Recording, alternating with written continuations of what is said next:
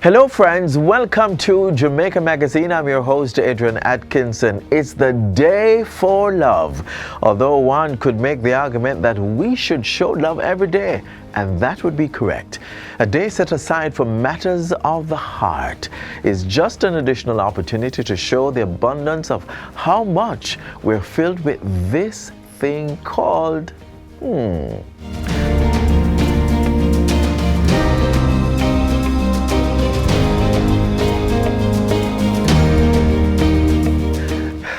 Coming up, COVID-19 on the heart.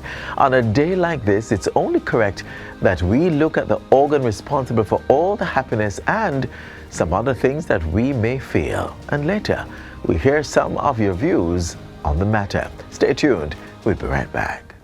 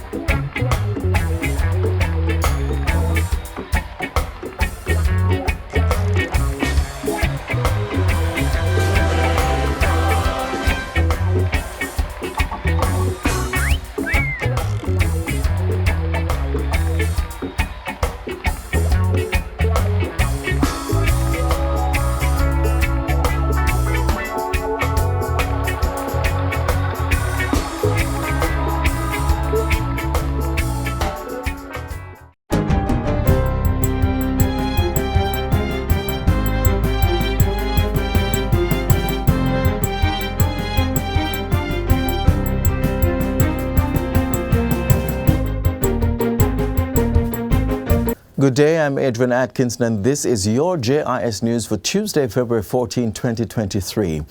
Government will be implementing a multi-billion-dollar special capital expenditure program in the 2023-2024 fiscal year as it looks to consolidate Jamaica's recovery from the COVID-19 pandemic and reignite its plan for a decade of growth. Governor General Sir Patrick Allen made the announcement this morning as he delivered a throne speech outlining government's priorities for the new fiscal year that begins April 1. The special capital expenditure program will see the development of major corridors in the corporate area. In building our stronger Jamaica, transformative infrastructure that provides lasting social and economic value is being given priority. Among the island-wide major road projects slated for the new fiscal year is the Maypen to Williamsfield portion of the Southern Coastal Highway Improvement Project, which is scheduled to be completed in August. Work on the Harbourview to Port Antonio Highway is also progressing, as are the Montego Bay Perimeter Road and the upgrade and expansion of the North Coast Highway. In 2023-2024, the government will also continue to advance a number of flagship projects, including the new Parliament Building, the Government Campus, the Portmore Resilience Park and the Kingston Harbour Walk. As part of the mission to consolidate Jamaica's recovery and reignite the decade of growth, government is also continuing measures to improve fiscal management of the economy. During 2023-2024, the Fiscal Commissioner will be appointed and the Independent Fiscal Commission will be operationalized as the guardian of Jamaica's fiscal rules. It is also the intention to strengthen the regulations of the financial sector by unifying prudential supervision and regulation under the Bank of Jamaica, while pursuing the establishment of a separate regulator for market conduct and consumer protection. The regulations for the nomination, selection and appointment to boards of public bodies will also come into effect in the new fiscal year to provide a transparent mechanism for persons to serve on boards of public bodies. Also coming out of this morning's throne speech, the National Housing Trust will be introducing a new financing model in the next fiscal year to significantly increase the supply of mortgages in the country. The financing model, which will entail partner arrangements with regulated mortgage lending institutions, is also designed to release funds to focus on the development of affordable housing. Housing is key to inclusive growth and steady progress.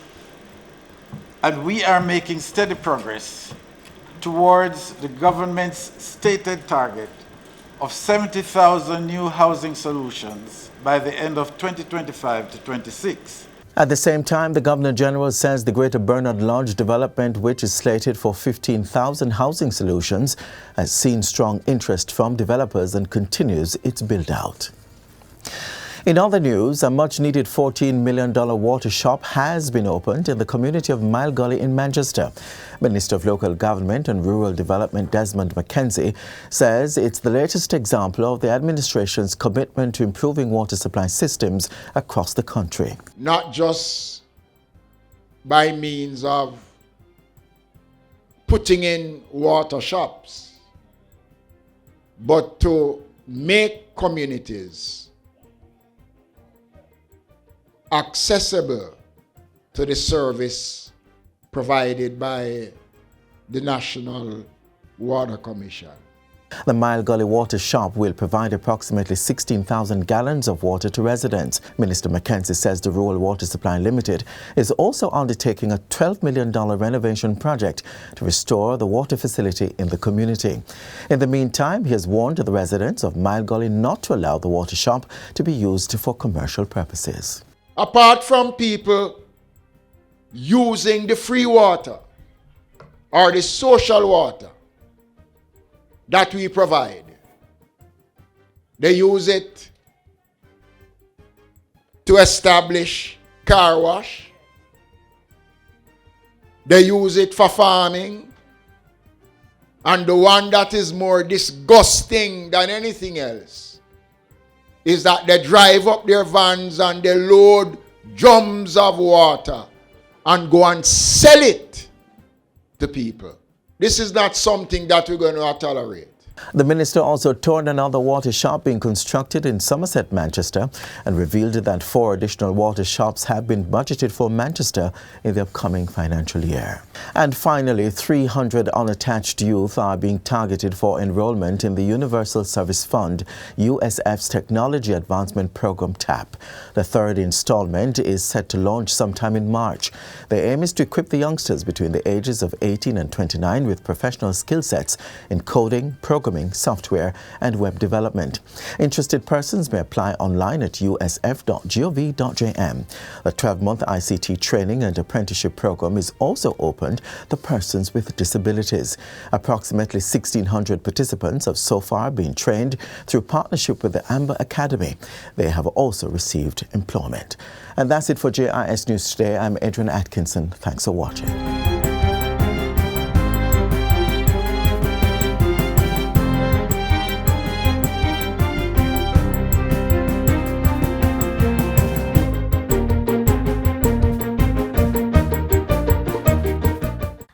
As a nurse, my heart bleed for see the accident victims. Worse when blood and oxygen short. Ease the burden on our hospitals, no man. Please me I beg you no. Drive safe on the road. We love hearing what our government has in store for us. Far better, we love seeing those plans in action. And our Jamaica House weekly producer loves shedding light on such developments. Hence, the latest coming out of the office of the Prime Minister up next.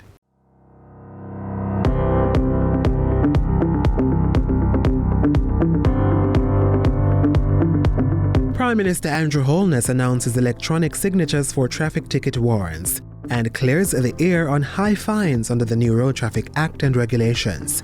You're watching Jamaica House Weekly. I'm Anthony Morgan.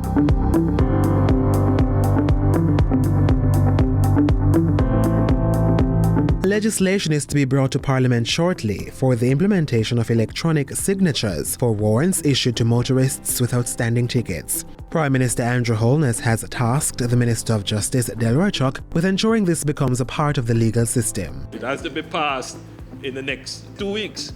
Now, once that is in place, then an unpaid ticket, which has passed the time for payment at the tax office, is now a candidate for the issuing of a warrant. And once a warrant is issued, the policeman doesn't have to call into base if he gets your license to check. The police will have the capabilities to immediately check and see whether or not a warrant is out for your arrest. Mr. Holness announced that move as he addressed a meeting of the National Road Safety Council (NRSC) last Thursday. He used the platform to urge all road users to get acquainted with the Road Traffic Act and regulations. The Prime Minister also called on police to apply discretion while enforcing the law, asserting that they should not use it as an opportunity for exploitation. The police do have their internal mechanisms doing their quality control check. So I do know that the leadership of the police is very concerned about complaints of corruption and citizens offering bribes or policemen asking for bribes. And this cannot be tolerated because it undermines the confidence of the citizens. He added that the leadership of the Jamaica Constabulary Force should step up the interdiction process for those policemen and women who give the force a bad name. Meanwhile, the Prime Minister is again affirming that the increased fines for road traffic violations is not designed as a revenue measure. He says the provision of stiffer monetary penalties for breaches under the Road Traffic Act and regulations is aimed at discouraging bad behavior on the roads and keeping people safe. The idea of the high fine is to say to you, don't breach. We're not interested in the money, we're interested in your safety. So I've taken careful note of this argument being presented, that the fines are too high, which is effectively to say that we want lower fines so that we can pay them and continue to breach. Among the monetary penalties are $25,000 for failure to yield the right of way to an emergency vehicle.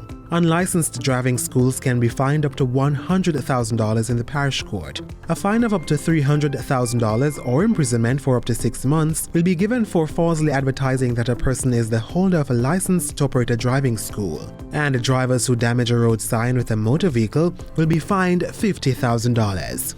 The Prime Minister is also reminding members of the public that seatbelts are still a requirement under the law, and persons traveling in public passenger vehicles are advised to use them when available.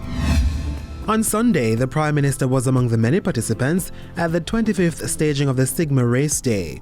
The 5.5-kilometer run, walk and wheelchair charity event was launched in 1999 and has raised over $500 million since its inception. A record-breaking $91.85 million was raised at this year's staging of the event. Prime Minister Holness congratulated the Sagicor team as well as the event's participants. And before closing out the week, Prime Minister Holness expressed sadness at the passing of the Right Reverend Robert Thompson, retired Anglican Bishop of Kingston. Bishop Thompson passed away last Friday at the Nuttall Memorial Hospital in Kingston after a long battle with cancer. He was 74 years old. He served over 47 years as an ordained minister under the Diocese of Jamaica and the Cayman Islands and retired in 2020. Prime Minister Holness described the bishop as a devout man of God who dedicated his life to the Lord and to shepherding his people. And that's it for Jamaica House Weekly. Be sure to join us next time for more news stories coming out of the office of the Prime Minister.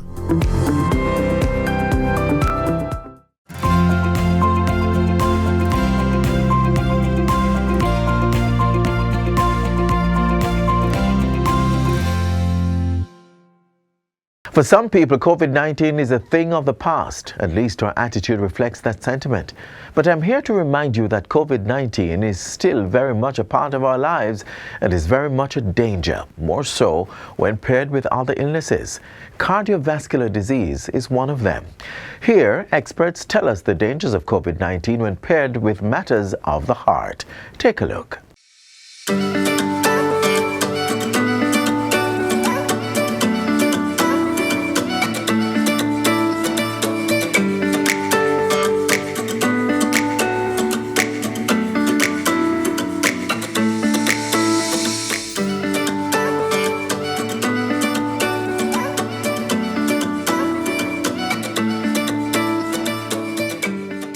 The Heart Foundation of Jamaica, as you all know, is a charitable organization which has been operating in Jamaica for 50 years now. And the Heart Foundation of Jamaica's mission is to reduce the prevalence of cardiovascular disease, that's diseases of the heart and blood vessels, in the Jamaican population.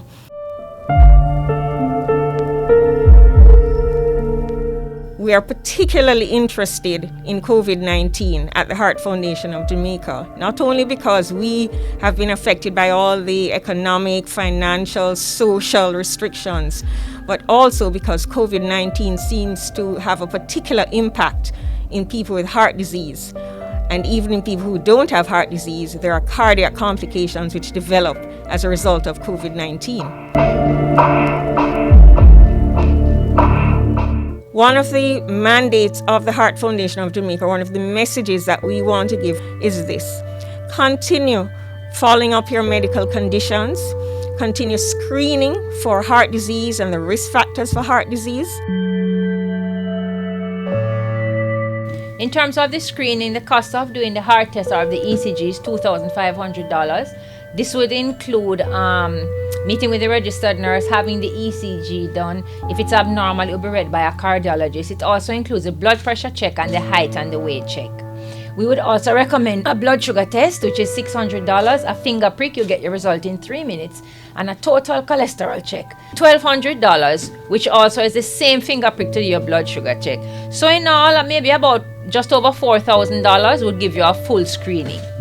Based on that, we would then refer you, if necessary, to one of our several cardiologists or nutritionists if you need help with your diet.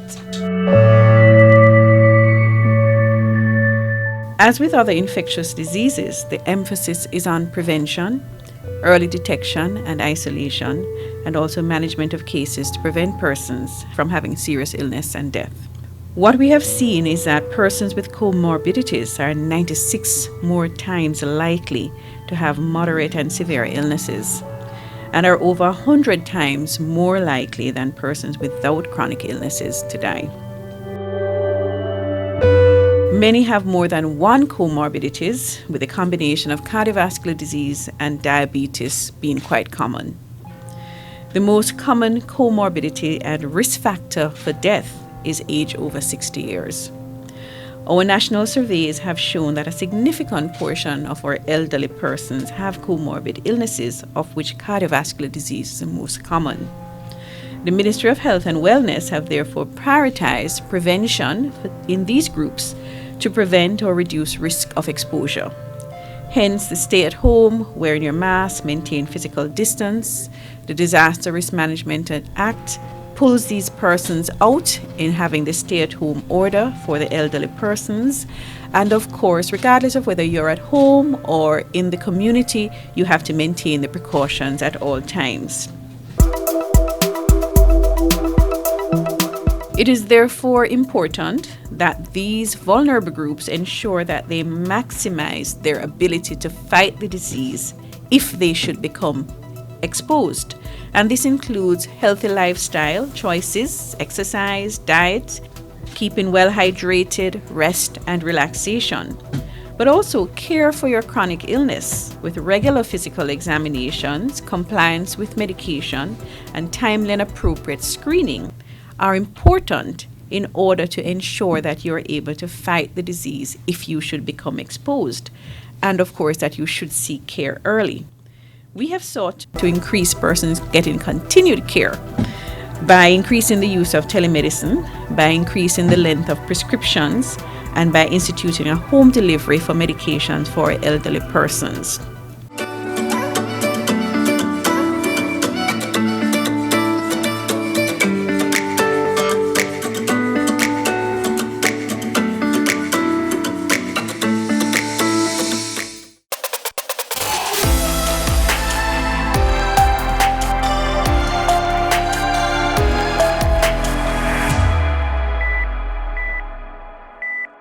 We go out now into the streets to hear your take on love and all that it brings.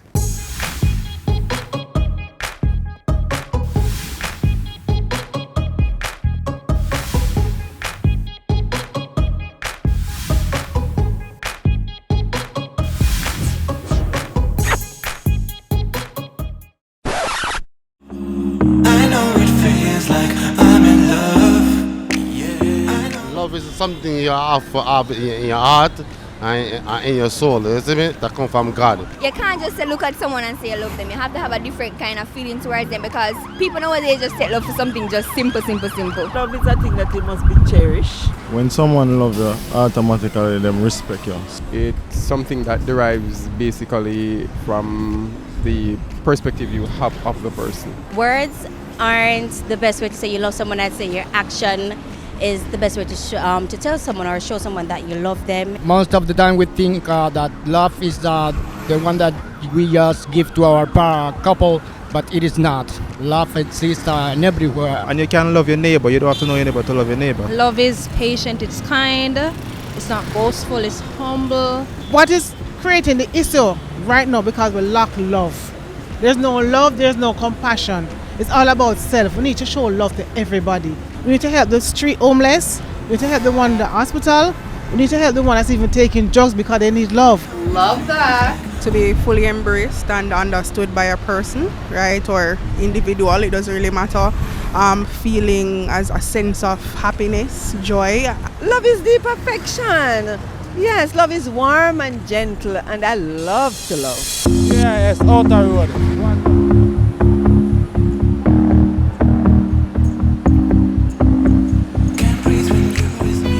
I'm in love with God. I want to pick up my wife, Nadine Ramdash. Hello, miserable Jennifer. Andrew, love you. My children and grandchildren. Janet Dunbar, I love you with all my heart. Chantel, love you. Shout out to Christine Marley. Roshana Wade, mommy love you. Hi, husband Michael Warren. Hi to my daughter Chelsea Warren. Big up my sisters and my brothers. I love you all. Oh, I'm so in love with Tony.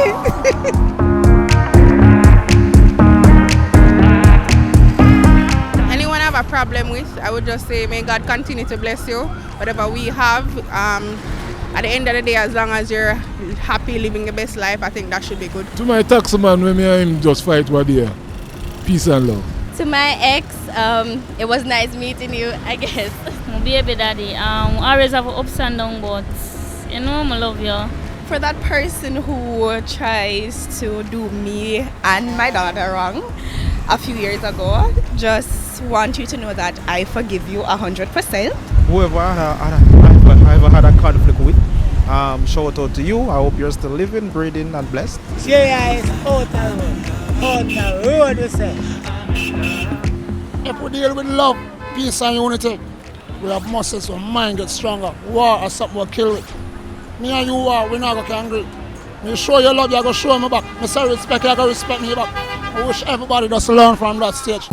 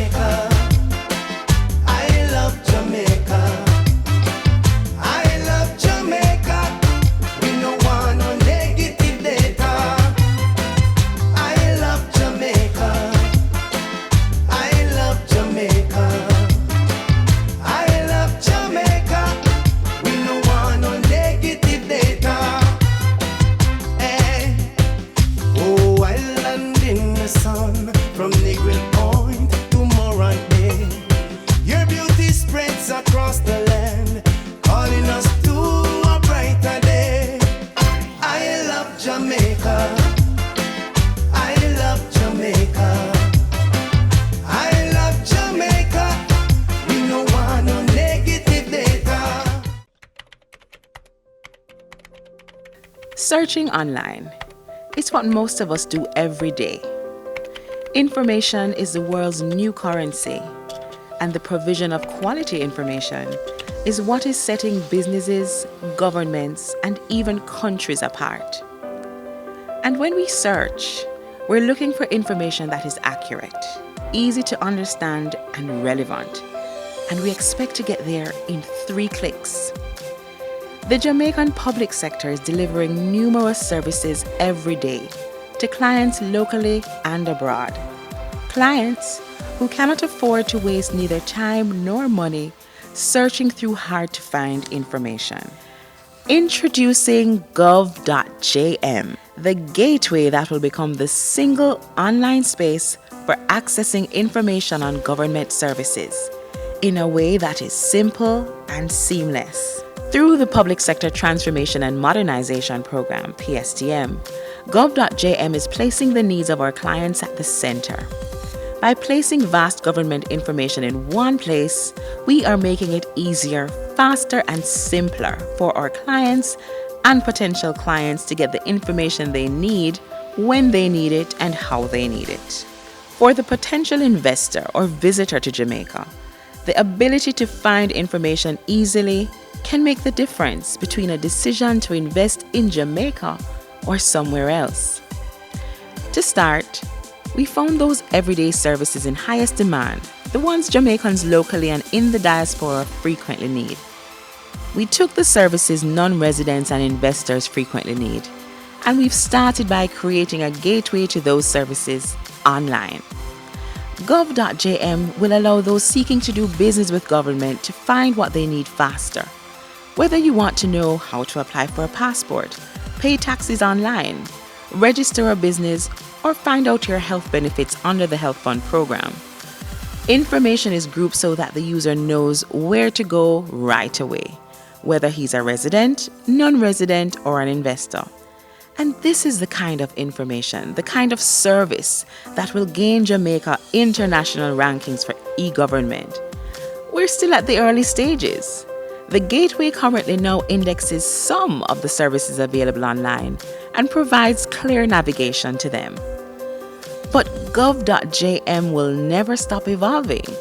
It is the customer feedback about information they need that will guide the evolution of gov.jm. Over time, we'll work to bring more and more services online and create a standard online schema for all government websites. Gov.jm, the new gateway to government information and services. The search is over.